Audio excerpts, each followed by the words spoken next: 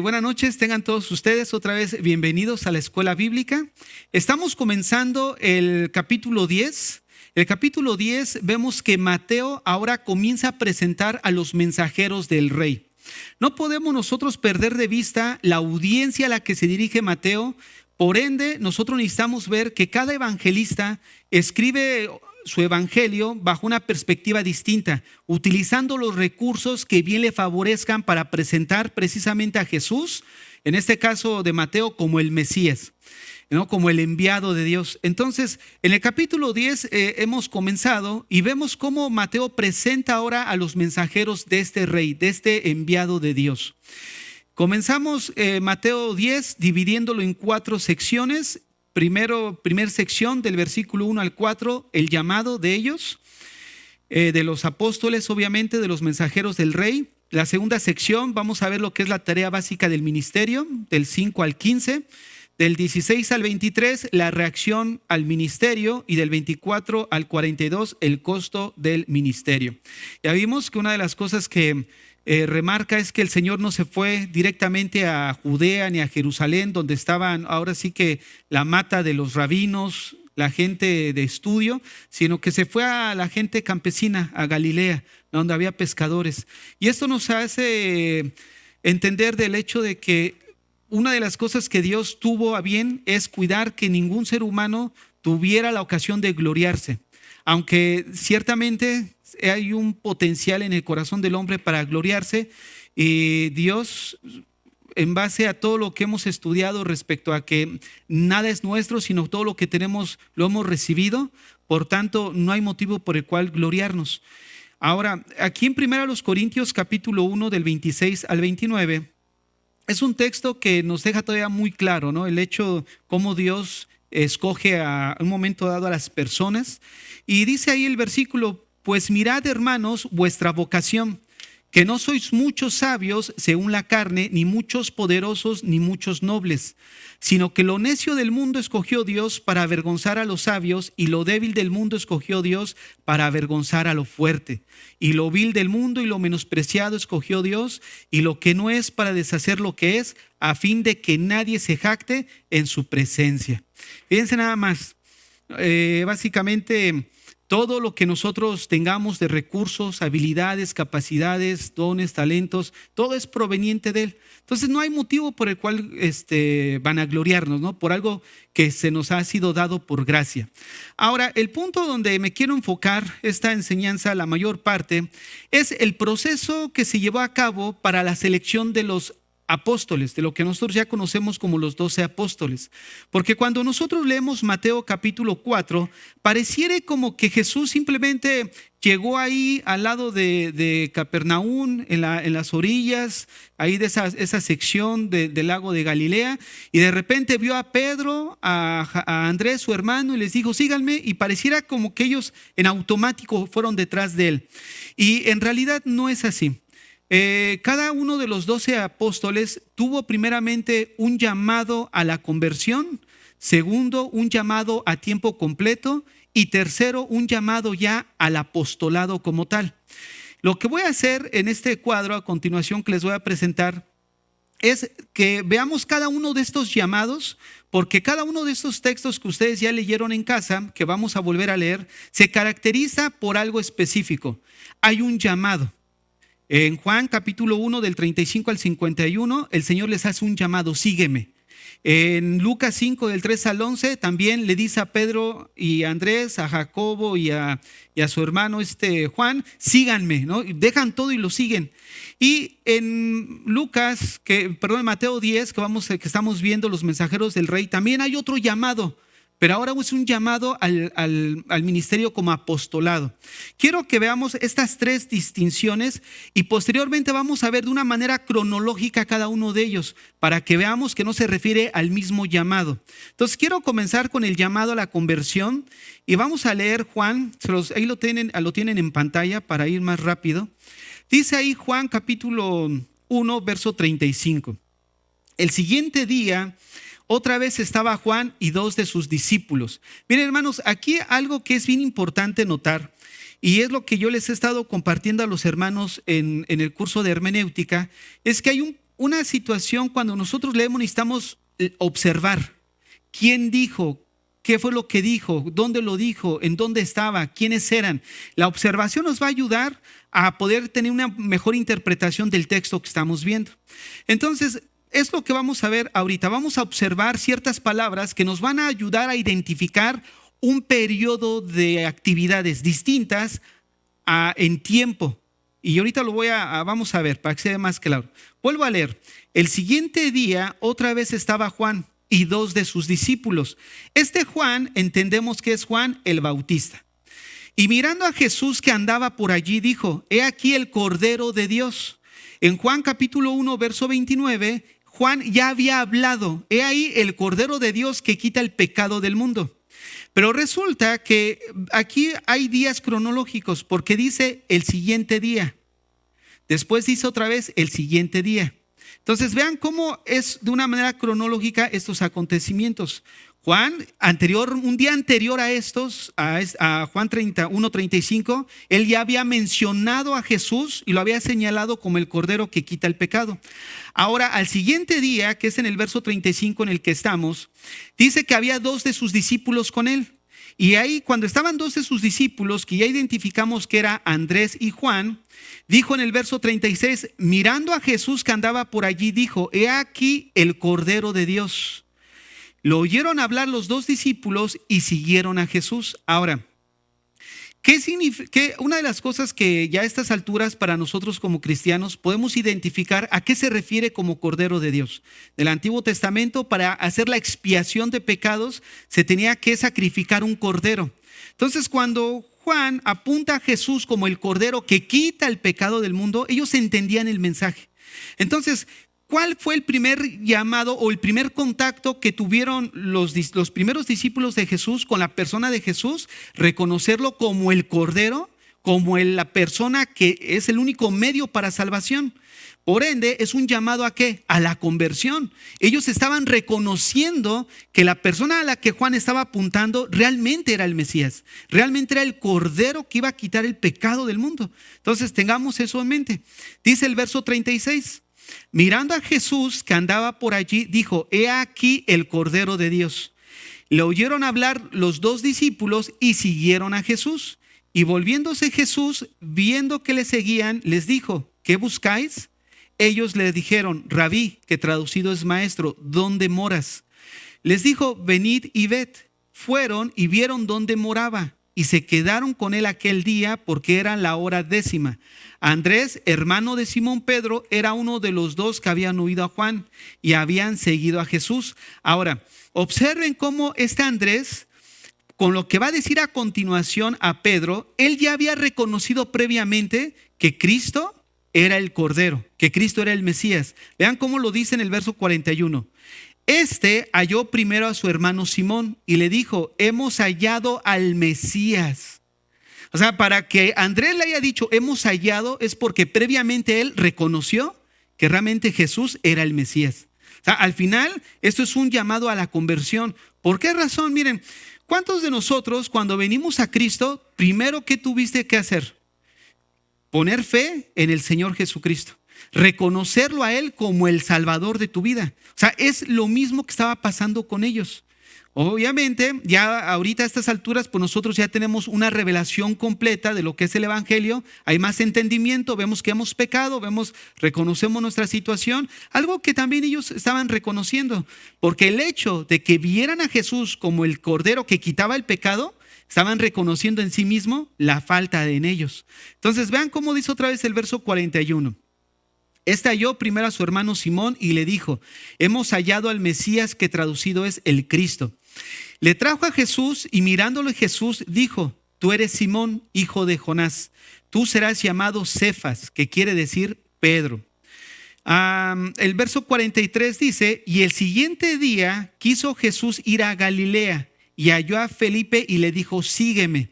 Ahora, una de las cosas que nosotros necesitamos ver también es que cuando vemos la narrativa de Mateo no se dedicó a narrar todos los hechos así como sucedieron. No sé si les ha tocado hablar con una persona que te dice hasta hasta el botón de la camisa cuál era el que estaba desabrochado. O sea, te dice cada dato de toda la situación. O sea, eso no lo vamos a encontrar. Se sobreentiende, ¿no?, de la situación, porque si no, imagínate registrar todo con lujo de detalle, pues no. Pero sí está registrado lo que era necesario para nuestra vida y para la piedad. Y es muy claro lo que vemos. Entonces, este Felipe, cuando lo sigue a Jesús, obviamente se entiende que también él lo reconoció como el Mesías. ¿Cómo lo sabemos? Por lo que él dice a continuación a Natanael. Vean lo que dice el 44. Y Felipe era de Betsaida, la ciudad de Andrés y Pedro. Felipe halló a Natanael y le dijo: hemos hallado a aquel de quien escribió Moisés en la ley, así como los profetas, a Jesús, el hijo de José de Nazaret. Observen, él dice otra vez: hemos hallado de quien escribió Moisés. O sea, reconociendo que realmente Jesús era el Mesías. El verso 46, Natanael le dijo: de Nazaret puede salir algo bueno. Le dijo Felipe: ven y ve. Cuando Jesús vio a Natanael que se le acercaba, dijo de él: he aquí un verdadero israelita en quien no hay engaño. Le dijo Natanael: ¿de dónde me conoces? Respondió Jesús y le dijo: antes que Felipe te llamara, cuando estabas debajo de la higuera te vi. Vean la respuesta de Natanael. Natanael le dijo: Rabí, ¿tú eres el Hijo de Dios? ¿Tú eres el Rey de Israel? O sea, antes de que ellos siguieran a Jesús como discípulos, tuvo que haber primero un reconocimiento. Y estos versículos que estamos leyendo son los primeros días en el que Jesús comienza su ministerio, y son los primeros días que tiene contacto con estos discípulos, que en general son 5. ¿Cuáles son estos discípulos? Ahorita lo vamos a ver de una manera más gráfica. Los 5 discípulos es Andrés, Juan, Pedro, Felipe, Natanael.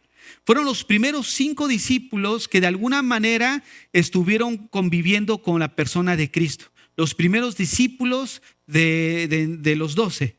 Ahora, estos 5 discípulos, lo primero que vieron, ¿qué fue? Lo que hace rato indicaba: reconocieron a Jesús como el verdadero Cordero de Dios. Ahí tienen una serie de versículos de los que afirman. No sé si quisieran que los leyéramos. Bueno, se los voy a leer rápidamente para que veamos cómo ahí lo menciona. Sí, hermana. Sí, hermana. Juan 1:29 dice: el siguiente día vio Juan a Jesús, Juan el Bautista, que venía a él y dijo: he aquí el Cordero de Dios que quita el pecado del mundo. Verso 36, mirando a Jesús que andaba por allí, dijo: he aquí el Cordero de Dios. 41, este halló primero a su hermano Simón y le dijo: hemos hallado al Mesías. Verso 43, el siguiente día quiso Jesús ir a Galilea y halló a Felipe y le dijo: sígueme. Verso 45, Felipe halló a Natanael y le dijo: hemos hallado a aquel a quien escribió Moisés en la ley, así como los profetas, a Jesús, el hijo de José de Nazaret. Verso 49, respondió Natanael y le dijo: Rabí, tú eres el Hijo de Dios, tú eres el Rey de Israel. ¿Qué características hay en todos estos versículos? Hay un reconocimiento de que Jesús es el Cordero de Dios. Jesús es realmente el enviado. Entonces, ¿cuál es el primer contacto que Jesús tiene con sus primeros discípulos? Un contacto a la conversión, al reconocer que Jesús realmente era el Cordero de Dios, el Mesías. Ahora, un punto aquí significativo es el siguiente: de que este primer llamado que Jesús le hace a sus discípulos, que estamos leyendo ahorita en Juan, es un llamado como discípulos nada más. No es un llamado, a lo que me refiero es que no es un llamado a tiempo completo. Es como ahorita, por ejemplo, nosotros, la mayoría, pues somos, o mejor dicho todos, somos discípulos de Jesús. Ahora, ¿eso implica que todos estamos en la iglesia? No. Hay que trabajar, hay que vivir, hay que pagar cosas. Entonces se trabaja hasta que Dios quiera, pues, llamar a uno de tiempo completo. Entonces, vean la situación. Esto era lo que estaba sucediendo. El primer contacto que tuvo Jesús con los primeros 5 discípulos fue un llamado a seguirlo como discípulo nada más. No un llamado a seguirlo como su maestro a tiempo completo. Es por eso que vemos otros pasajes donde estos mismos discípulos los vemos pescando. Los vemos arreglando sus redes, a pesar de que ya eran discípulos de Jesús. Tengan eso en mente porque ahorita que veamos la relación cronológica va a saltar y va a ser muy relevante para entender la cronología. Ahora, el siguiente llamado que nosotros encontramos está en Lucas 5, del 3 al 11. Y es un llamado al ministerio ahora, pero de tiempo completo.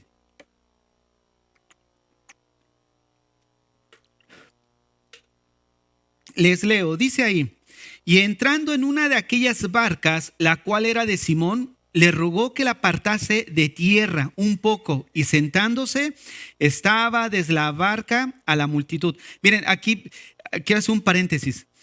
Aquí es necesario que nosotros otra vez veamos la observación de lo que está hablando y de quién. Quiero señalar primeramente que Jesús estaba ¿en dónde? En una barca. ¿De quién era la barca? De Simón Pedro. Ahora vamos a volver a leer. Y entrando en una de aquellas barcas, vean el plural. Aquellas barcas. ¿Qué implica esto? Que lo más seguro tuvo que haber sido más de dos. Hasta ahorita no sabemos cuántas eran. Más adelante nos va a decir el texto. Lo deducimos por lo que describe, más no porque dice un número. Pero al decir aquellas barcas, mínimos tienen que ser más de dos. ¿Estamos de acuerdo? Ahora dice, y entrando en una de aquellas barcas, la cual era de Simón, le rogó que la apartase de tierra un poco. Y sentándose, enseñaba desde la barca a la multitud. Vayan a Mateo capítulo 4. Mateo capítulo 4 y dejen ahí su Biblia nada más abierta. En Mateo 4.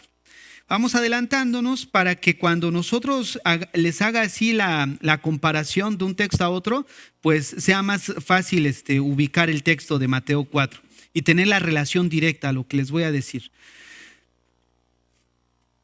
Bueno, ahora vamos a continuar Lucas 5, verso 4, donde nos quedamos. Cuando terminó de hablar, dijo a Simón: boga mar adentro y echa vuestras redes para pescar. Respondiendo Simón, le dijo: Maestro, toda la noche hemos estado trabajando y nada hemos pescado, mas en tu palabra echaré la red. Y habiéndolo hecho, encerraron gran cantidad de peces y su red se rompía. Entonces hicieron señas a los compañeros que estaban, ¿en dónde? En la otra barca. Entonces vean cómo aquí, al inicio de la narrativa, menciona dos barcas. O sea, no menciona dos barcas, sino menciona en plural barcas. Pero aquí, cuando ya la acción se está viviendo en la barca de Simón, él no dice: oye, llámala a las otras barcas. Llamándola a la otra barca. Lo que deducimos que había dos barcas.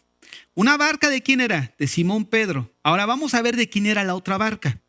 Para que viniese a ayudarles, y vinieron y llenaron ambas barcas. O sea, eran dos. De tal manera que se hundían.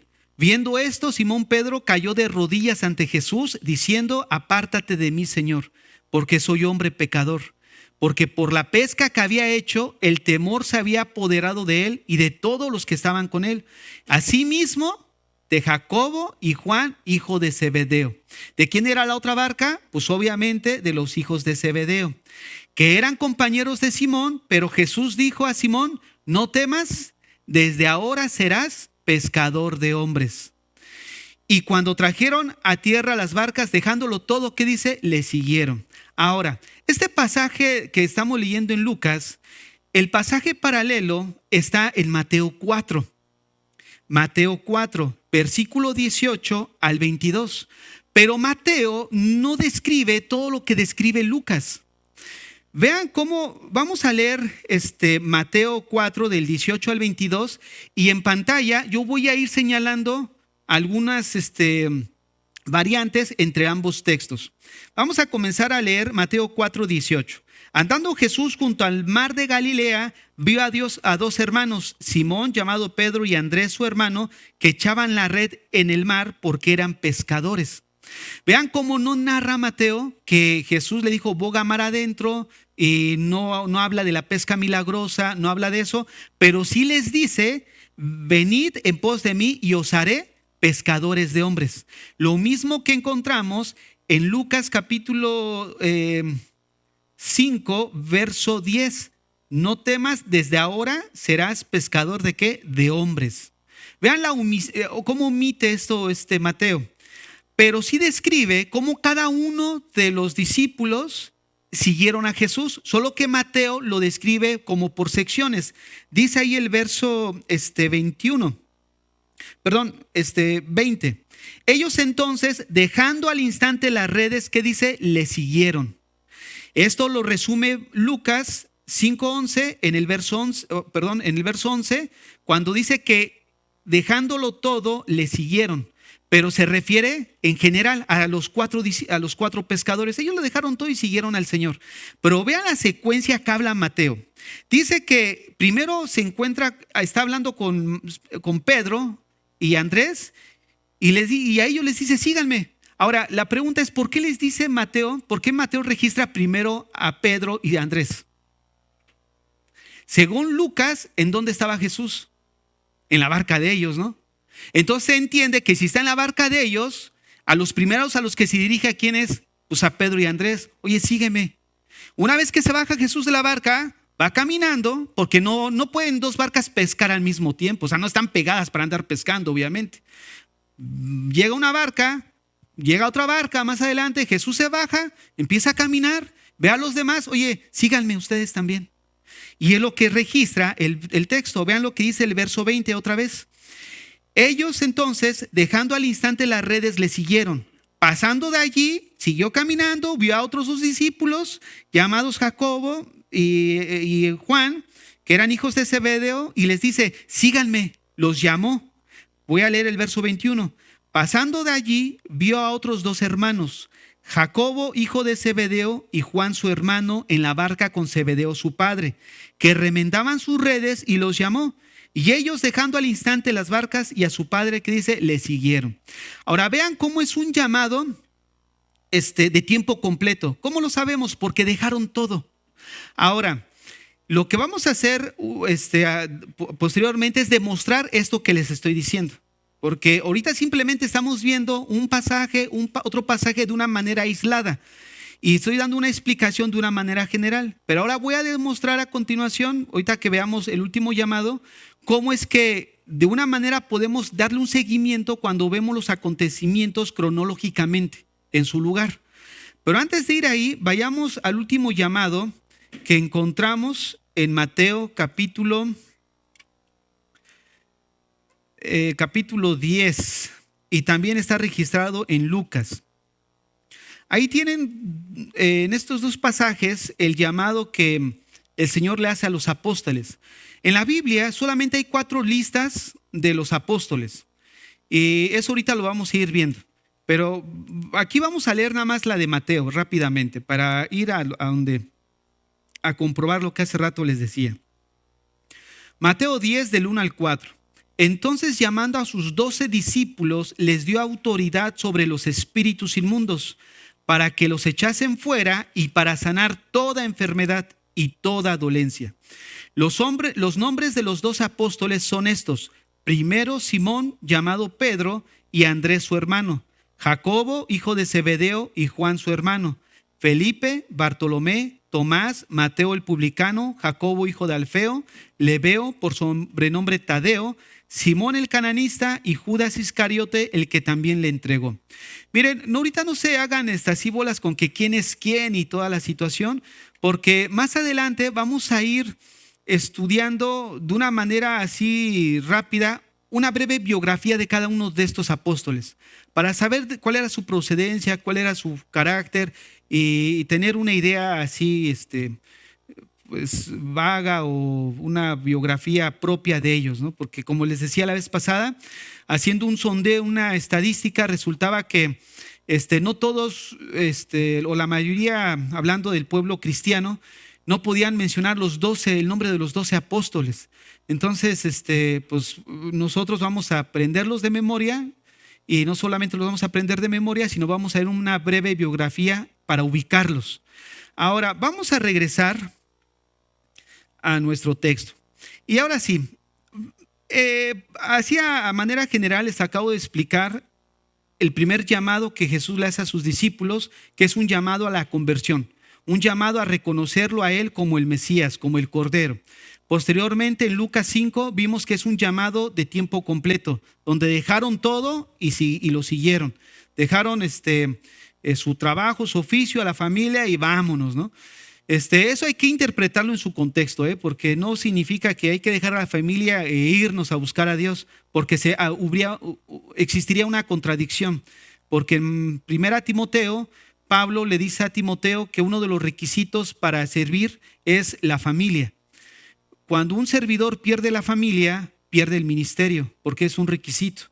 Entonces, por eso enfocamos mucho en los servidores, el tener cuidado con la familia, ministrar y estar ahí. Bueno, ahora, y en último lugar vimos lo que es un llamado al apostolado, lo que es en Mateo 10.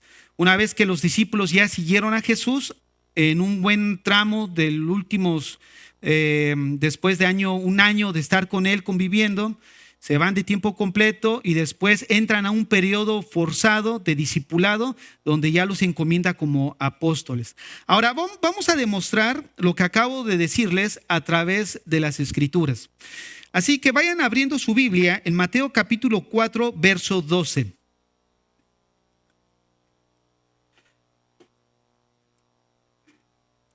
Para eso les voy a poner en pantalla un mapa. Y aquí en el mapa lamentablemente no les voy a poder señalar, así como lo hago en la proyección de PowerPoint, porque no tengo aquí la misma, herramienta, pero por lo menos se los voy a colorear de color amarillo. Y ahorita vamos a ir. La finalidad es de que nosotros nos vayamos familiarizando con la zona geográfica de donde nos describe la Biblia que sucedieron los hechos, para tener una idea más clara del recorrido y ver que la distancia. Este es el material que vamos a mirar, pasárselos. Entonces, no se preocupen estar ahí apuntando las notas, porque al final se las mando al final de la clase.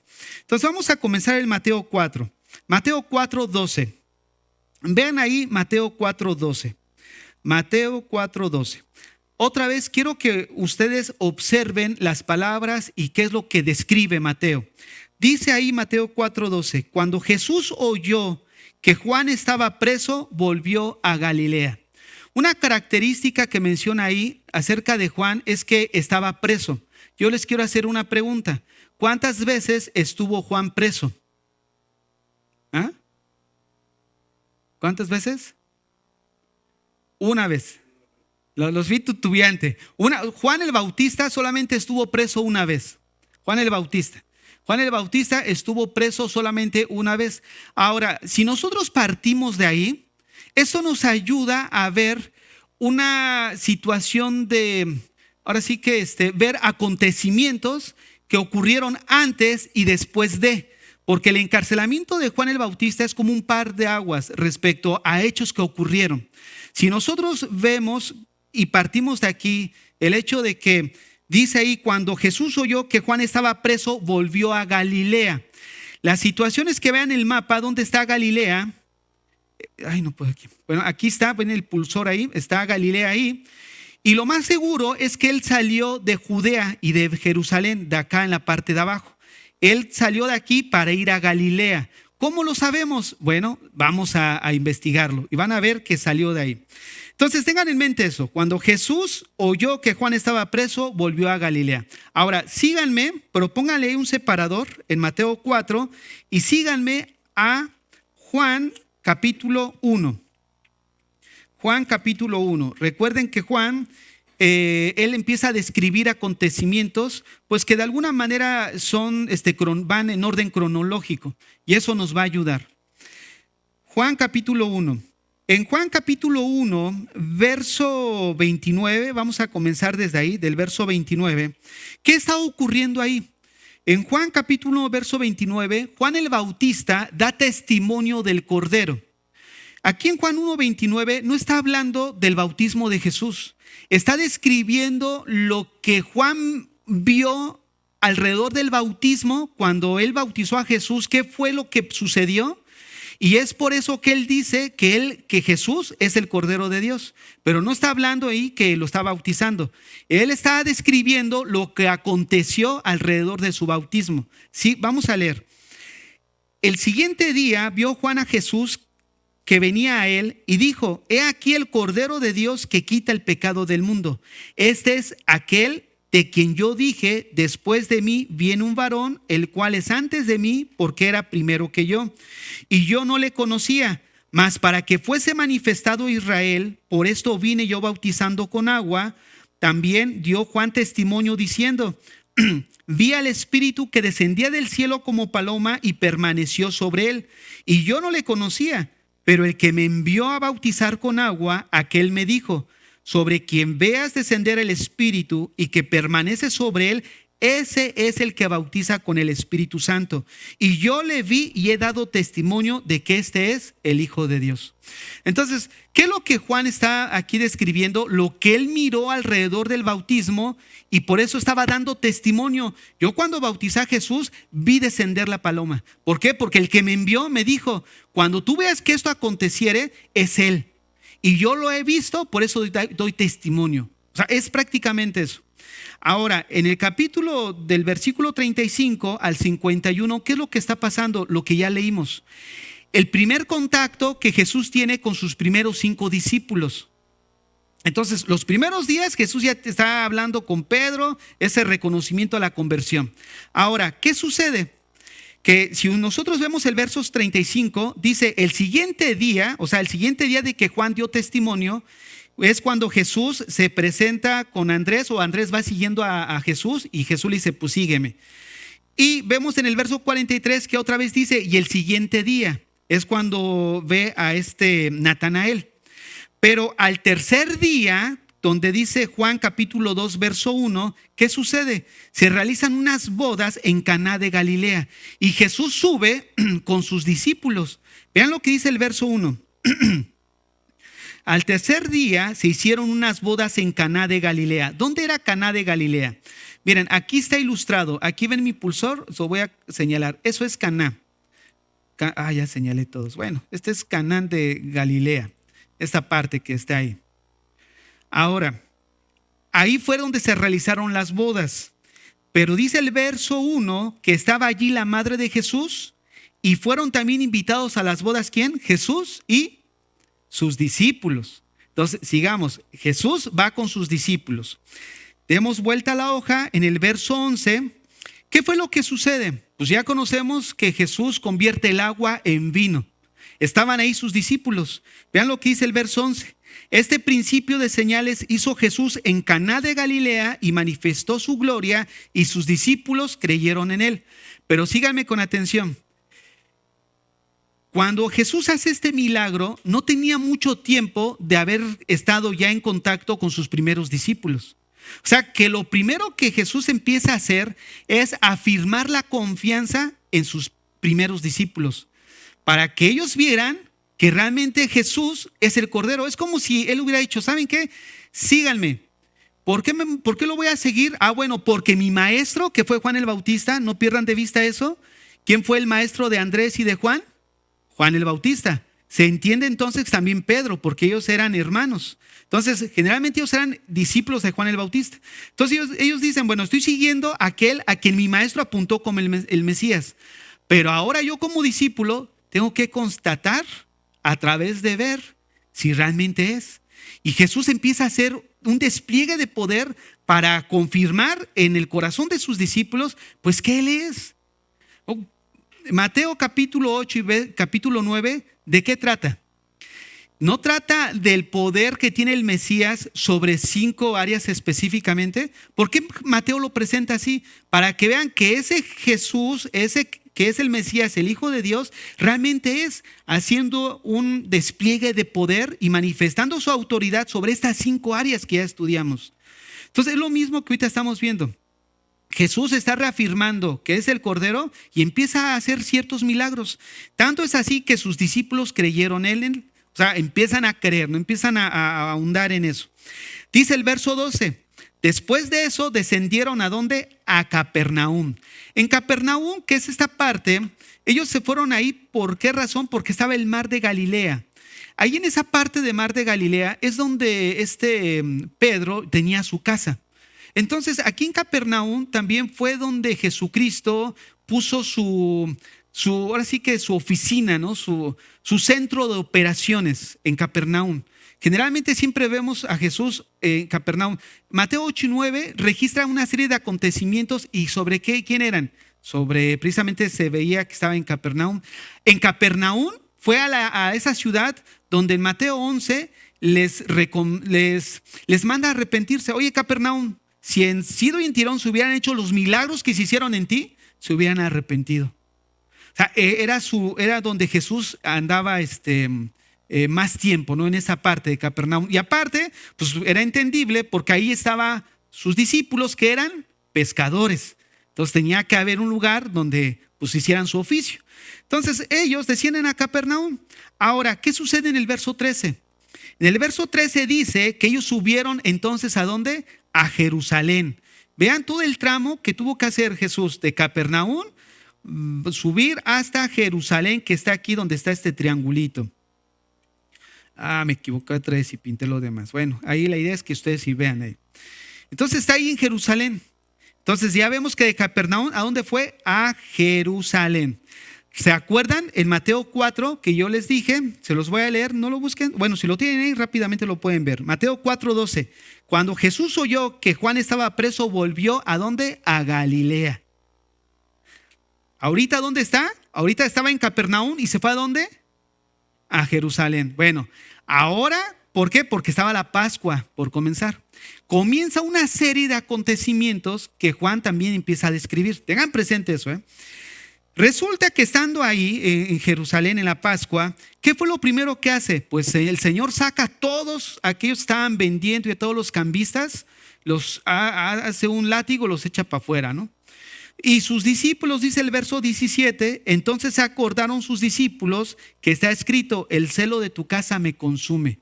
Entonces cada acto que veían de Jesús era una confirmación de las escrituras que apuntaban hacia él como realmente el Mesías. Ahora, resulta que en el capítulo 3, ¿qué vemos ahí? Jesús todavía sigue en Jerusalén. Viene un principal de los fariseos. ¿Por qué sabemos que todavía sigue en Jerusalén? ¿De dónde estaban los maestros y los principales? En Jerusalén. Y Nicodemo viene de noche. Se entiende otra vez que estaba en Jerusalén. Y aparte, ahorita vamos a ver que se sobreentiende por lo demás que sigue pasando. Ahora, quiero así a grandes rasgos otra vez retomar. ¿Qué estamos viendo en Juan?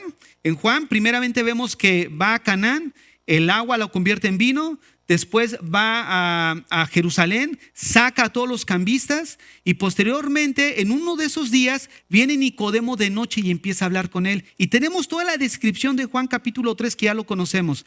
Pero vean capítulo 3, verso 22. No se vayan a perder, verso 3, 22. Mira lo que dice. Después de esto vino Jesús con sus discípulos a la tierra de Judea. Y dice, y estuvo allí con ellos y bautizaba. Miren, a la tierra de Judea, él estaba en Jerusalén. A la tierra de Judea se cree que pudo haber estado por esta parte, miren, donde yo le estoy poniendo con el pulsor, aquí por esta parte. ¿Por qué razón? Porque dice ahí que Juan bautizaba en Enón. Aquí no aparece esta parte de Enón, pero Enón estaba por aquí. Entonces, esta parte ha de haber estado aquí Jesús bautizando, aunque él no bautizaba, pero seguía en la región de Judea, cerca de Jericó. Entonces, él, ténganlo presente, estaba por aquí. Y dice el verso 23, Juan bautizaba también en Enón, junto a Salim, porque había allí muchas aguas y venían y eran bautizados. Y mira lo que dice el verso 24, porque Juan, ¿qué dice? No había sido ¿qué? Encarcelado. Ahora, regresemos, no lo pierdan ahí, tengan ahí presente Mateo, el texto que estamos viendo y vayan a Mateo capítulo 4, verso 12. Cuando Jesús oyó que Juan estaba preso, ¿volvió a dónde? A Galilea. Ahora escuchen, en Mateo capítulo 4, del 11 al 12, ¿qué fue lo que omite Mateo? Mateo omite el agua convirtiéndose en vino. Omite cuando Jesús saca ¿a quién? A los cambistas del templo. Omite cuando Nicodemo va a hablar con él. ¿Por qué? Porque dice Juan capítulo 3, verso 24, que Juan no había sido encarcelado. Y en Mateo capítulo 4, verso 12 dice que cuando Jesús oyó que él había sido encarcelado, se fue. ¿A dónde? A Galilea. ¿Por qué? Porque estaba en Jerusalén, estaba en Jericó, estaba en Jericó y en Judea. Entonces vean cómo cuando vemos aquí, los primeros discípulos ya habían estado en contacto con Jesús. Si nosotros vamos rápidamente otra vez ahí en Mateo 4:12, y les voy a leer Mateo 4:12 en adelante. Pero recuerden, aquí en Mateo 4:12 ya pasó todo lo que leímos en Juan. Ahora vean lo que dice. Cuando Jesús oyó que Juan estaba preso, volvió a Galilea y dejando a Nazaret vino y habitó en Capernaum, ciudad marítima en la región de Zabulón y de Neftalí, para que se cumpliese lo dicho por el profeta Isaías cuando dijo: tierra de Zabulón y tierra de Neftalí, camino del mar al otro lado del Jordán, Galilea de los gentiles. El pueblo asentado en tinieblas vio una gran luz, y a los asentados en región de sombras de muerte, luz les resplandeció. Desde entonces comenzó Jesús a predicar y a decir: arrepentíos porque el reino de los cielos se ha acercado. Y escuchen, andando Jesús junto al mar de Galilea, vio a dos hermanos. Ahora yo les quiero preguntar, pues ¿no andaba Jesús con ellos en Jerusalén? ¿Qué hacían pescando entonces? No se me pierdan, yo espero que sigan la película que les estoy dando. Juan capítulo 1 tiene el primer contacto con sus discípulos. Ya está en Jerusalén, estaba primero en Galilea, se los lleva a Jerusalén porque era la Pascua, empieza ahí a ver ciertos milagros, saca a los cambistas del templo, habla con Nicodemo de noche. Posteriormente vamos a ver que dice que regresa a Jerusalén, no lo hemos visto, ahorita lo vamos a ver, pero pasa por Samaria. O sea que antes de aquí también fue el acontecimiento con la mujer samaritana. O sea, lo que quiero decirles es que Jesús ya tenía contacto con sus discípulos antes de llegar a Mateo capítulo 4, verso 18. Porque lo que acabamos de leer de esos primeros días de su contacto con sus discípulos es que los discípulos lo seguían a él, pero como discípulos, como cualquier otro maestro. Lo seguían, lo escuchaban de buena gana, lo acompañaban y se iban otra vez a sus quehaceres. Eso era, ¿por qué? Porque ellos lo reconocían como el Mesías, pero todavía no lo seguían a tiempo completo. Ellos iban detrás de él, lo escuchaban de buena gana, aprendían y se iban a sus quehaceres otra vez. Y estando aquí en Mateo 4, verso 18, esa era la escena. Venían ya de Jerusalén, de Judea, y pues sus discípulos se fueron a sus oficios. Pero Jesús seguía en su ministerio. Y resulta que llegando ahí, dice el verso 18, a Galilea, vio a dos hermanos, Simón, Pedro y Andrés. ¿Y qué les dice? Ya todo lo que leímos al inicio. Los llama entonces ¿a dónde? A un tiempo completo, al ministerio de tiempo completo. Pero previamente ya había recorrido con él parte de Galilea y parte de Jericó. Vean, regresemos a Juan otra vez.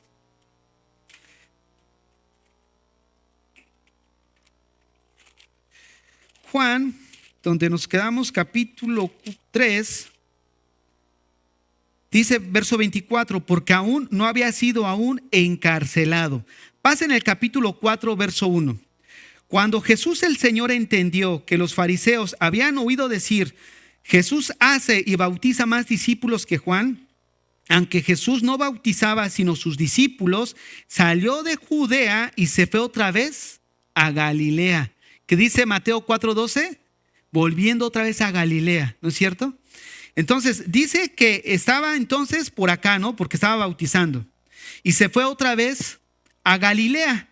Pero resulta que dice ahí el verso 3, salió de Judea y se fue otra vez a Galilea, pero le era necesario pasar por Samaria. Entonces, ¿qué fue lo que hizo Jesús? Pasó por Samaria para ir a Galilea. Pero aquí en Samaria fue cuando tiene el encuentro con la mujer samaritana. ¿Cuántos días se quedó ahí? Se quedó 2 días. ¿Cómo lo sabemos? Juan capítulo 4, verso 43. 2 días después salió de allí y fue ¿a dónde? a Galilea, donde ya estando en Galilea, Jesús llama a sus discípulos a un ministerio de tiempo completo. Bueno, ya viste el celo que yo tengo por la casa, por las cosas de Dios, ¿no? Al sacar a los cambistas. Viste el poder que manifesté, los milagros que hice allá en Jerusalén, he hecho aquí. Ahora síganme. O sea, ellos no iban a seguir, no lo iban a dejar todo por no estar seguros en a quién iban a seguir. A pesar de que era Jesús, el Hijo de Dios, si nosotros llegamos a pensar que nada más porque era Jesús y le dijo, sígueme, ¿sabes qué está pasando? Le estaríamos quitando su humanidad. Lo mismo que la sangre que vamos a ver después.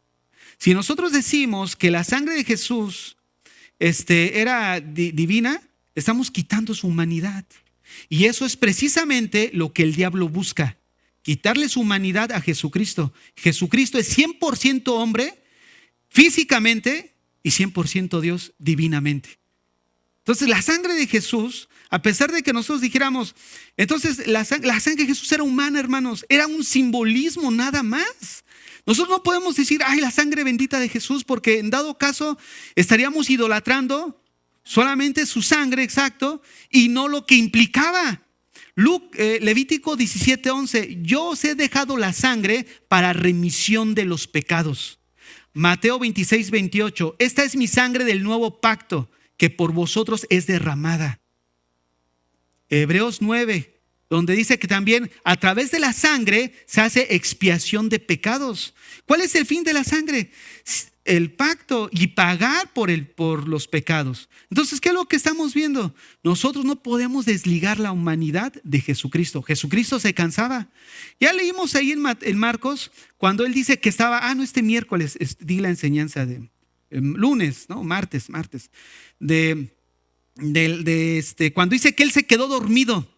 La barca que ellos tenían no era una gran embarcación como las que conocemos ahorita. No traje una imagen, se las voy a traer. Era una barca donde parado, pues no alcanza alrededor, no te alcanzaba a cubrir. ¿Por qué? Porque era una barca donde pescaban. O sea, imagínate, no tenían los mismos accesorios como ahorita que se tienen no se ha modernizado, no era moderno como ahorita. Eran barcas donde pues había que tener cierta altura para poder jalar la red y todo eso. Jesús estaba ahí acostado a los pies de ellos. No había un lugar donde meterse abajo, ahí a descansar como vemos y ahí. No, eso nos muestra que Jesús estaba realmente cansado. Si esas lluvias y esos vientos atormentaron a los mismos discípulos que estaban acostumbrados a navegar y a ese tipo de clima era algo violento, que ellos pensaron que iban a perder su vida. Y dijeron, Señor, mira que perecemos.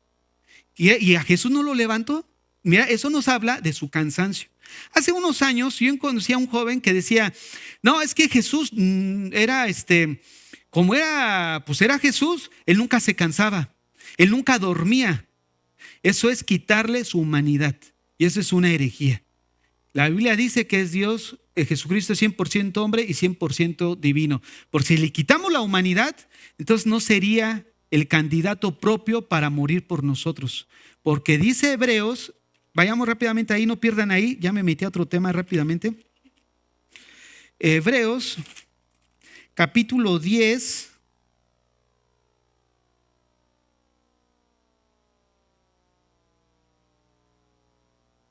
Verso 5, por lo cual, entrando en el mundo dice, sacrificio y ofrenda no quisiste, mas me preparaste cuerpo.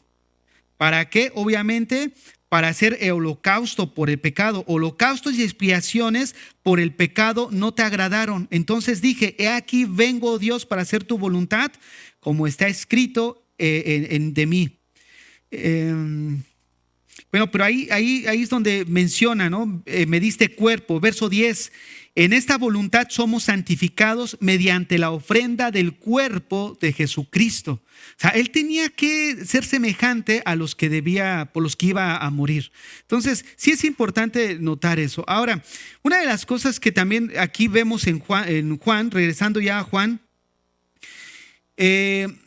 pasemos a Marcos. Dejen ahí Juan y pasemos a Marcos. Ya Juan ya no, Marcos, pasemos a Marcos. En Mateo 4, 12 en adelante, dice que todo esto se cumplió todo esto sucedió para que se cumpliera la escritura. Y posteriormente dice que Jesucristo comenzó a predicar: arrepentíos porque el reino de los cielos se ha acercado.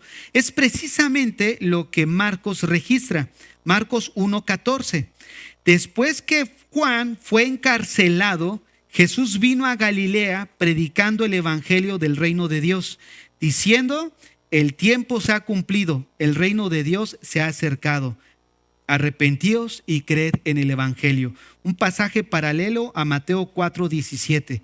Desde entonces comenzó Jesús a predicar y a decir: arrepentíos porque el reino de los cielos se ha acercado.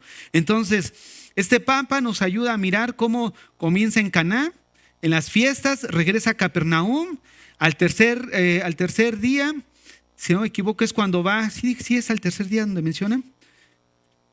No, al tercer día va a las bodas de Caná, después va a Capernaum y después sube a Jerusalén y a Judea porque está por festejarse la Pascua. Menciona todo lo que ya leímos de Juan capítulo 1, 2, 3 al 4. Menciona que iba a regresar a Galilea, pero era necesario pasar por Samaria y regresa otra vez a Galilea. Y es por eso que yo les decía en Mateo 4:12, cuando Jesús oyó que Juan estaba preso, volvió a Galilea. ¿De dónde volvió? De Jerusalén, ¿no? De Judea.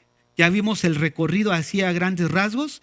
Y bueno, aquí es donde podemos confirmar que primero Jesús hace un llamado a sus discípulos a la conversión, a mirarlo a Él realmente y estén convencidos que es el Mesías, que es el Cordero de Dios. Y posteriormente ya entra Mateo 4, donde Mateo 4 ya les hace un llamado a ¿qué? De tiempo completo, lo que vemos en Lucas 5. Un llamado al tiempo completo. Y en Mateo 10 ya es el que estamos estudiando acerca de los mensajeros del rey, ya es un llamado al apostolado. Entonces, sí es necesario que nosotros pues veamos este tipo de situaciones. Yo espero que haya sido más claro que la última vez. Yo sé que cuesta un poco a lo mejor trabajo de digerirlo. A mí me costó mucho trabajo digerirlo también. El conciliar los temas, los pasajes, pero vuelvan a escuchar la enseñanza, sigan con atención. Les voy a mandar el material del mapa, ustedes sigan la trayectoria. Yo sé que, miren, esto lo pensaba yo hacer cuando hubiéramos terminado los 4 evangelios. ¿Por qué? Porque ya tenemos por lo menos un esquema en nuestra mente de los 4. Ahorita, con el puro esquema que estamos llevando en Mateo, lo podemos realizar todavía. ¿Por qué? Porque cuando tú lees Marcos, tú puedes incluso a partir de ahí tener un entendimiento en relación a lo que tú ya estudiaste en Mateo, si es que te aprendiste el bosquejo. Si tú tienes el bosquejo en la mente, lees Marcos y mira, lo identificas. Incluso ahorita estas partes. Lo que sí es que no se vayan con la finta. No todos los evangelios son cronológicos. No van a decir, entonces si esto es así, también lo otro es así. No, tienes que ver ya con la cronología que les mandamos o que ya tienen ahí en copia, les puede ayudar. Sí va a la par, incluso lo pueden checar ahí y pues no estuve tan errado. Pero ahí está la situación. Entonces, vamos a tomar unos 15, 20 minutos más. Si hicieron el esfuerzo, están aquí. Vamos a continuar, ¿cómo ven? Al final abrimos preguntas y respuestas rápidamente. Quiero que veamos, aquí tienen en pantalla las 4 listas donde aparecen los nombres de los apóstoles. Mateo 10, Marcos 3, Lucas 6 y Hechos capítulo 1. Si ustedes miran, esta lista tiene 3 divisiones. ¿Cuáles son estas divisiones? Pedro, Andrés, Jacobo y Juan, los primeros discípulos con los que Jesús tuvo contacto. Juan capítulo 1. Felipe también, pero ya entra en el segundo grupo. Hay quienes han dividido los 12 apóstoles por grupos. ¿Por qué por grupos? Están en orden descendente en relación a la intimidad con el Señor. ¿Por qué hay esta relación? Porque generalmente hay discípulos que se aprecian en los evangelios que tienen más experiencias en la intimidad con el Señor. Por ejemplo, en la transfiguración de Él. No estuvieron todos. Nada más estuvo Pedro, Jacobo y Juan. Andrés no estuvo. En el Monte de los Olivos tampoco no estuvieron todos sus discípulos. Entonces, de alguna manera, eso es lo que lleva a medir que había dentro de los 12 apóstoles grados de círculos de intimidad con él. Pero esto no es porque Jesús los haya puesto a ti no y a ti sí. No, sino muchas veces es porque, por ejemplo, en la cena en el cuadro de la Santa Cena, ¿quién es el que se recuesta en el pecho de Jesús? Juan. Pero ¿qué hubiera pasado si Pedro se hubiera recostado? Jesús lo hubiera hecho, quédate para allá, tú qué haces aquí, este es para Juan, aquí está Juan. No, ¿verdad? Pero ¿por qué Juan? Pues porque él lo quiso hacer. Miren, en el estado de justificación todos estamos en el mismo nivel. Todos estamos en el estado de justificación. En la justificación no hay graduación. O eres 100% justificado o no eres justificado. No, soy 99%, no eres justificado. O eres justificado o eres condenado. La antítesis de ser justificado es la condenación. Una persona o es justificada o es condenada, pero no hay términos medios. Y no es gradual, es 100%. Pero en el proceso de santificación, no todos estamos en el mismo camino. Hay unos, porque son más carnalotes, andan ahí atrás mirando cosas, ¿no? Ahora sí que mirando cosas me refiero a mirando lo que el mundo las atracciones del mundo. Acuérdense que se dice que el cristiano tiene 3 enemigos: el mundo, la carne y el diablo. Pero mi manera de ver no es un poco distinta. Mi manera de ver es de que la Biblia siempre menciona al diablo como nuestro enemigo. Ahora, el diablo es nuestro enemigo. ¿Qué utiliza él? Utiliza medios para llevarnos a caer. ¿Cuáles son los medios? El mundo. El diablo es nuestro enemigo, utiliza el mundo sabiendo nuestra naturaleza caída. Entonces, como él ya te conoce, ¿qué es lo único que hace? Aventar el anzuelo para que pase la muchachona de rojo, ¿no? Ahí, y como ya te conoce, mordiste el anzuelo. O que estás en tu trabajo y ves. Fíjense, una vez me pasó, yo estaba en el trabajo y resulta que pasé ahí al tocador de caballeros. Pasé al baño, pues. Y estaba ahí en el baño y de repente vi un sobre, porque nos pagaban en sobres y el nombre ahí, ¿no? Dije, ay, bendición de Dios. Oh, Dios sabía que andaba necesitado. Dije, Señor, gracias. No, yo lo guardé, dije, sí, no, pero no tenía su nombre, creo, ese sobre. El chiste es que yo estaba en la cafetería y entra una muchacha. Dice, alguien vio mi sobre de pago. Dice, pasé al baño y todo. Dije, es ella. No, sí, yo lo tengo. Ay, muchas gracias. Pero a lo que voy es de que el diablo siempre pone oportunidades donde ya eres tú el que si lo toma, o así, si lo tomas o lo dejas o lo entregas. Pero de alguna manera no es de que, ay, es que la carne, mi enemigo la carne. No, el asunto es que Pablo, ¿qué decía? Yo mortifico mi carne, no sea que habiendo sido heraldo para otros, venga a ser descalificado. O sea, Mateo 5, cuando habla acerca de los principios del reino, que dice, si tu ojo te es ocasión de caer, sácatelo. Si tu mano te es ocasión de caer, córtatela. Así que, ¿qué creen? Traje un machete. ¿Quién quiere ser el primero? O sea, no habla de mutilarnos, o sea, no prescribe la mutilación, habla de una abnegación rígida, ¿no? O sea, tratar con nosotros con seriedad, con severidad. Por eso apuntábamos la vez pasada, si nosotros fuéramos tan severos como somos para señalar a otros, la cosa sería distinta, porque yo sería severo conmigo mismo. ¿No? Y debemos de partir de ahí, ser severos con nosotros. Entonces, en esta relación que están los discípulos, por eso se mide. Los primeros 4, que son el primer grupo de intimidad con Dios, tienen más participación. El segundo grupo, pues ahí más o menos aparecen, pero el tercer grupo se desconoce. Solamente el más conocido es Judas Iscariote, por sus fechorías. Pero de ahí en fuera, se desconoce, solamente aparecen listas, pero no dice algo que hayan hecho específicamente.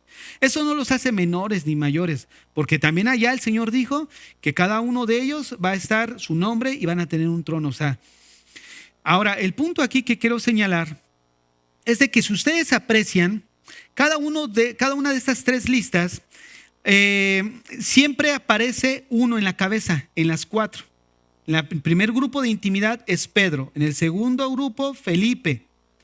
En el tercer grupo, Jacobo, hijo de Alfeo.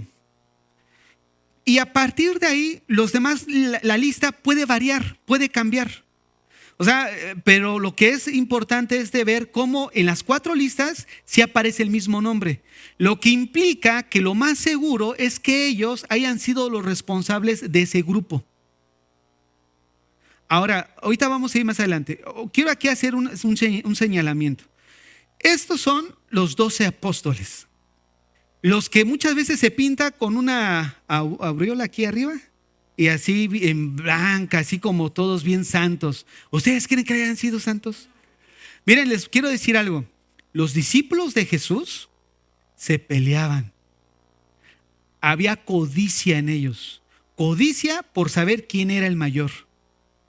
¿Saben qué? Bueno, antes de apuntar eso, bueno, sí, voy a comenzar. Por saber quién era el mayor. Cuando estaba en la escena de la Santa Cena, resulta que allá en el oriente las mesas no son como las de aquí. Tenemos tu silla, te sientas propiamente, ¿no? En los tiempos bíblicos se acostaban casi acostados y ponían esta mano así y los pies estaban así, semiacostados y comían. De tal manera que el otro estaba a los pies del que estaba ahí. Entonces estaban todos así acostados alrededor de la mesa. Tenían los pies casi al lado del compañero, ¿no? Pero sus pies estaban casi con la cara de la otra persona. Los tiempos bíblicos, los terrenos no eran pavimentados como los que conocemos, eran llenos de tierra, de lodo. De tal manera que resulta que cuando alguien iba, un invitado a una casa, tenían criados específicos para hacer el lavado de pies. Pero resulta que estaban los 12 con Jesús y Jesús les dice, cuando le dijeron, Señor, ¿dónde quieres preparar la cena o la Pascua?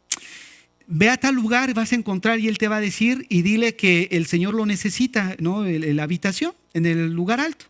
Ya los discípulos fueron, hicieron eso y cuando entraron, pues todos estaban ahí sentados. Pero Lucas registra algo. Y Juan capítulo 13 registra algo. Juan registra que Jesús se levanta. ¿Saben por qué se levantó? Porque nadie quiso levantarse a lavarle los pies a los otros. Él se levantó, agarró su jarrita, su toallita y le empezó a lavar los pies a los discípulos. Y Lucas registra que esa escena es justo en la cena pascual. Pero fíjate nada más. Como no iban de visita, ellos iban a ser pues, los anfitriones y los mismos que iban a ocupar, no había quien les limpiara los pies. ¿Por qué? Porque en el camino iban peleándose quién iba a ser el mayor. La codicia de ser el primero. Y esa codicia la reflejaron estando ahí con el Señor. Tanto es así que nadie quiso lavarle los pies al otro. Y el Señor se levanta y dice, toma a uno, le lava los pies. Va con Pedro, no Señor, a mí no me vas a lavar los pies. No, bien obstinado. Y ya después le va a contar esa historia ahí para que la entendamos un poco mejor. Pero la finalidad es que el Señor hizo lo que los discípulos no. Y entonces, ¿qué les dicen? Bueno, ¿tú quieres saber quién va a ser el mejor ahí arriba? No es el que tenga los títulos ni el reconocimiento. El que sirve a los demás, ese es el mayor. El que sirve a los demás. Yo el miércoles yo le estaba diciendo a los servidores que cuando llega un servidor a la cima de responsabilidad, por llamarla así, porque es la única que pudiéramos señalar, sin haber servido previamente, llega orgulloso, pretendiendo que los demás son solamente medios para sus propósitos. Y ese es el liderazgo del mundo. Cuando vemos a las personas como el medio para alcanzar un propósito mío. Pero en la iglesia no debe de ser así. En la iglesia, nosotros entre hermanos no somos medios. Somos nosotros servidores el uno al otro. Y ese es el mayor. Es aquel que estando en la cena sigue el ejemplo de Jesucristo. Y es ahí donde nosotros vemos que entre estos discípulos tenían sus roces, tenían sus discusiones de quién, pues quién, no, pues yo, Pedro, pues yo soy el primero, yo soy el que tiene el carácter, ¿no? Y hay alguien que hizo una puntuación o una reflexión. En Hechos, desde el capítulo 1 al capítulo 12, siempre vemos a Pedro y a Juan juntos. Pero siempre Pedro es el que tiene la prioridad, o sea, siempre está hablando, siempre está haciendo. Y Juan nunca menciona nada. O sea, y pudiéramos decir, bueno, Pedro, no, pues yo, tú Juan, tú nunca dices nada. ¿Tú qué quieres aquí? No, yo soy el primero. O sea, ¿te imaginas? Y déjenme decirles algo, no estamos tan lejos nosotros tampoco. Sobre todo cuando surgen los celos. Y sabes, también celos de amistades. No, que si ya jaló con aquel, que si ya se fue con aquel. Quítense eso del corazón. O mejor dicho, no digo porque lo tengan, sino que nos guardemos de eso de nuestro corazón. ¿Por qué? Porque al final, pues qué bendición. ¿De qué? De que haya comunión entre nosotros como hermanos. Y bueno, la finalidad, ¿cuál es? Pues la finalidad es servirnos unos a otros. Y esto es lo que pasaba entre los discípulos, a pesar de que eran discípulos de Cristo, pero todavía no eran producto terminado. El Señor empezó a tratar con ellos. Y ahora que empecemos a ver cada uno de los discípulos, vamos a ver cómo el Señor les cambió el nombre. Y uno de ellos que vamos a ver primero es Pedro. Cuando ustedes leen la Biblia, siempre a Pedro se le menciona Simón cuando tiene relación con las cosas de aquí de la tierra. Por ejemplo, cuando dice, y Jesús sanó a la suegra de Simón. Cuando entraron a la casa, pues Simón siempre menciona, cuando es de pagar algo, siempre es Simón, cuando son cosas relacionadas a lo terrenal. Y cuando es algo que Pedro hizo mal, Jesús siempre le dice Simón. Y la finalidad es como que es una reprensión. Otra vez estás actuando en tu vieja naturaleza, como actuabas antes. Por eso Jesús le cambió el nombre cuando leímos, tú eres Simón, hijo de Jonás. Sí, Jonás menciona, pero porque también en otra parte se menciona como hijo de Juan, o sea, es el mismo. Y dice, pero tú serás llamado Pedro, o sea, roca. O sea, lo que Jesús le estaba diciendo es, tu carácter ahorita es muy variable, tú eres muy cambiante, pero tú vas a ser llamado Pedro. ¿Por qué? Porque tú debes de actuar así, estable, firme, seguro, pero no, porque Pedro era de aquellos que emprendían algo y al final lo tiraban por su carácter, por su forma de ser. Y el Señor le dice, no, tú vas a ser una piedra sólida, una piedra firme, ¿no? Que le abrió la puerta, Dios lo utilizó para abrir la puerta a los gentiles y a los judíos a través del evangelio. Por eso ya lo vamos a ver después. Ahora, otro punto aquí que quiero señalar es que dentro de estos 12 había también enemistades políticas. Si nosotros vemos, hay un Simón, bueno, Mateo sabemos que era un publicano. Publicano era considerado, ya estudiamos, un traidor a la patria, ¿no? Recolectaba impuesto a su mismo pueblo para dárselo a Roma y él se quedaba con un porcentaje. Y era traidor. Pero dentro de los mismos discípulos se encontraba un Simón. Este Simón de alguna manera es Simón, en otro texto es llamado Simón el Celote. El Celote era un grupo revolucionario que eran llamados también los sicarios. Sicarios porque siempre traían una pequeña daga a manera así como circular y siempre andaban con ella. Y cuando veían ahí a alguien descuidado que era del movimiento romano y todo así, le daban cuello. Y generalmente lo hacían públicamente para causar terror. Probablemente de ahí venga el término sicario, ¿no? Que se conoce ahora, que es creo que lo más seguro. Sí, todos ellos eran de ese grupillo ahí. Ahí, si hubiera estado ahí el Chapo, también hubiera estado ahí, también metido el Chapo. Y fíjense que ellos, ahora pensemos en lo siguiente. Resulta que estaban dentro de los 12. Yo creo que Simón mejor dicho, Pedro no le daba mucha confianza a Simón, porque todavía andaban en esas situaciones. Miren, nosotros ya vimos ahí en Mateo que Jesús multiplicó los panes y los peces, pero resulta que ya hacia el final de su ministerio, Pedro le dice, Señor, pues tenemos esto, y le enseña una espada. Ahí les voy a enseñar después el texto, como dando a entender, pues multiplícala también, ¿no? Y si la multiplicas, mira, ahorita le damos entre, ¿no? O sea, ese Pedro era bienaventurado. Yo creo que por eso tenía cierta actitud para el líder, pero tenía que ser formado. Entonces, lo que les quiero demostrar aquí es que dentro de los mismos discípulos había esas dificultades, esos roces, esas situaciones duras. Y es ahí donde vemos que no hay ministerio perfecto, ni en el de Jesús existió.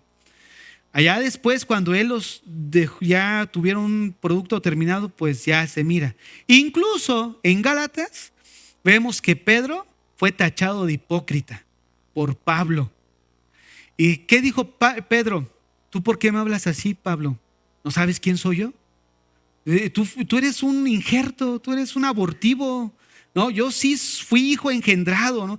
Miren, él era tan humilde que incluso él dijo, como nuestro hermano Pablo ha escrito, cosas difíciles de entender que los indoctos tuercen, ahí en su carta de Pedro. Pero imagínate nada más la humildad de Pedro. O sea, recibía la exhortación de Pablo. Y había dificultades aún entre ellos, pero a pesar de eso había sometimiento. Y de eso es someternos unos a otros. Aquí nadie está por encima de la palabra de Dios. Mismo ni yo. Yo aquí no me mando. Está el grupo de servidores o incluso donde nosotros entregamos cuentas. Porque no se hacen las cosas de una manera así, con que no, pues a mí, ¿qué me van a andar diciendo si yo soy el pastor? Ándale, pues. Ya a partir de ahí ya que estás eliminado. En la situación, ¿qué es esto? La situación es de carácter, hermanos. Yo les decía, ya con esto cierro, en un trabajo secular, incluso cuando tú fuiste y metiste tu CV, ¿a poco te preguntaron, oiga señor, ¿y usted es muy fiel? Oiga señor, ¿y usted es esto? A lo mejor preguntarán si no te gusta tomar lo que no es tuyo, ¿no? Pero nunca te preguntan acerca de tu vida privada. Tú vas con un profesional y no te interesa su vida privada. Lo que interesa es que haga tu trabajo bien.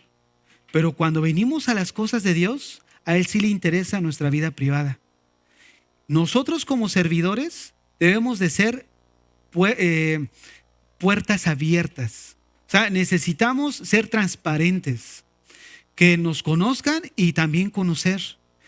Cuando veamos aquí no lo vamos a ver, bueno sí, cuando veamos a Timoteo, vamos a mirar cómo una de las características es ser hospedador. El ser hospedador no solamente incluye el hecho de invitar a gente a que quede en tu casa a dormir, ¿no? Como era en el Congreso, bueno, pues vamos a invitar a alguien que si necesita dónde estadía, pues le damos estadía. No, eso va implícito también la idea de ser transparentes, de que nos conozcan cómo estamos en casa y también conocer a las personas. Porque aquí en la iglesia todos somos bien santitos, todos somos como Pedro, todos somos como Jacobo, Andrés, pero en la casa, es en la casa donde realmente generalmente sale lo que realmente somos en nuestra persona. Y ahí no podemos engañar. Por eso nosotros necesitamos que nos conozcan. Por eso también es la intención a veces de invitar. ¿Por qué? Porque no hay nada que ocultar. Y de hecho ahora hay un proyecto que se llama Formación Didasco. Y la finalidad es esa, ¿no? No es una obligación, pero sí es el hecho de que los que apunten para ser diáconos oficiales, pues sí se requiere transparencia en sus vidas. Sí se requiere calidad moral, sí se requiere no tener doble mensaje. Y ese es el punto, donde se requiere un liderazgo en el cual el Señor no es perfecto, pero ha ido formando y nos va a seguir formando hasta que Él venga. Entonces, son los 12 apóstoles, los 12 mensajeros del Rey, en los que el Señor se encargó de formar para depositarles el tesoro más valioso del mundo. ¿Cuál es? El Evangelio. El Evangelio, hermanos. ¿Te imaginas depositarle algo de gran valor a estos 12? Por eso el Señor pasó tiempo con ellos, les enseñó, les habló, les ministró. ¿Por qué? Porque la finalidad era de que ellos iban a ser portadores del mensaje de salvación. Fíjate, nada más. Y quiero decirles algo. Este mismo mensaje también somos nosotros portadores de este mensaje. Entonces, que seamos hallados fieles, hermanos. Fieles. No somos perfectos, pero sí somos muchos. No es cierto. No somos perfectos, pero pues es echarle ganas, hermanos. No, realmente como leíamos en Corintios, la semana pasada hacía una reflexión. Él no se fue a los griegos, a Platón, a Aristóteles, a todos ellos que ya estaban ahí antes de Cristo, ya habían surgido. Él no se fue a ellos. Él no les dijo, hey, vayan a los griegos, ellos son la luz del mundo. Él dijo, ustedes son la luz del mundo, ustedes, nosotros somos la luz. Nosotros somos la luz y debemos de hacerla brillar. Pero para hacerla brillar necesitamos capacitarnos, porque no podemos defender lo que no conocemos. Y ese es un reto, conocerlo día a día, enfocarnos día a día. Y bueno, pues ahí les animo a seguir adelante y nos despedimos de los hermanos de Facebook. Nos quedamos aquí en preguntas y respuestas. Y bueno, y cualquier duda también podemos tratarlas.